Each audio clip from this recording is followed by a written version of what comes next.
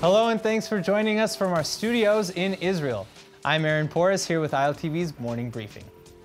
There were 2 attempted attacks reported by Israeli Defense Forces over this weekend. First, on Friday, an Arab-Palestinian man attempted to infiltrate the Israeli community of Ateret. Late on Friday night, community patrolmen found a ladder placed on the fence into the community. Upon approaching the ladder, the suspected attempted terrorist fled the scene. Security camera footage shows the suspect left towards the Palestinian town of Rawabi, just 6 kilometers from Khalamish, where 3 members of the Solomon family were murdered in their home in July. Later, on Saturday night, an attempted stabbing was averted near the Tapuach junction in the West Bank, when the 17-year-old Palestinian attempted to stab a border policeman stationed at the junction. The suspect ignored calls to stop and then pulled a knife out of his bag, accosting one of the troops. One police officer was lightly wounded and was taken in for medical care. The other officer stationed nearby opened fire and killed the teen terrorist at the scene. The world has witnessed another deadly terror attack, this time in Barcelona, Spain, when a suspect rammed his car into a crowded intersection, killing at least 14 and injuring 130 others. An Israeli woman was one of the ones wounded in the attack. Edna Hajjaj was there with her husband, and when the van hit the crowd, she knew immediately that a terror attack had just taken place. In the pandemonium that followed, Hajjaj's leg became caught and all the toes on her left foot were broken. She's back in Israel being treated for her injuries now, and Israeli Prime Minister Benjamin Netanyahu has extended his condolences to all the victims of the terrible attack. Spanish police have made several arrests related to the attack, but a massive manhunt is still underway to capture the prime suspect who drove the van. He escaped into the crowd following the chaos that followed, though investigators are still trying to track down an imam who disappeared back in June and may be linked to the plot as well. The Islamic State has claimed credit for the terror attack, but Spanish police seem hesitant to place the blame at the feet of Muslim jihadists.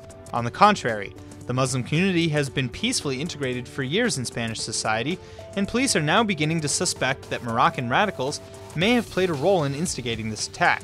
The entire world continues to grieve for the terrible atrocities witnessed over the weekend, an attack that unfortunately feels all too familiar these days.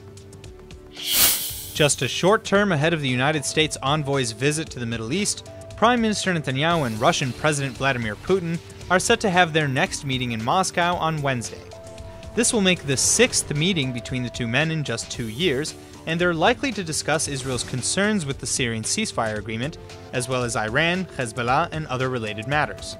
Israeli officials are gearing up to discuss more of the same in the upcoming meeting with the United States envoys Jason Greenblatt and Jared Kushner, and indeed they've already discussed it in Washington last week when Mossad head Yossi Cohen took a delegation to meet with United States officials.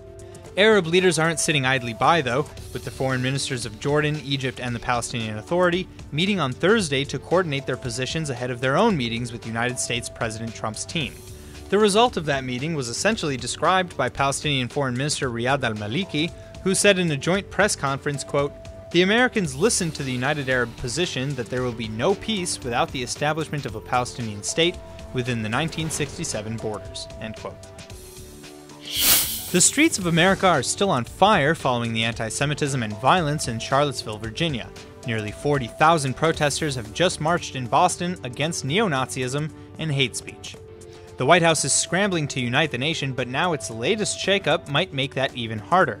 The Trump administration has just confirmed that Steve Bannon has been ousted from the White House. Bannon was, of course, one of the biggest architects of Trump's successful campaign for president, and as the head of the right-wing Breitbart News, was also believed to be one of the major figures behind the rise of the white nationalist movement in America. But effective immediately, Bannon will no longer serve as Trump's chief strategist.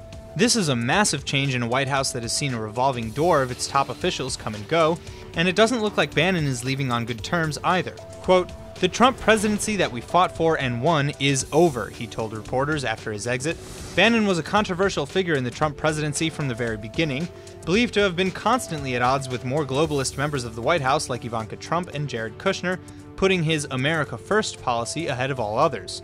Meanwhile, fear of spiking anti-Semitism has gripped the United States and much of the rest of the world.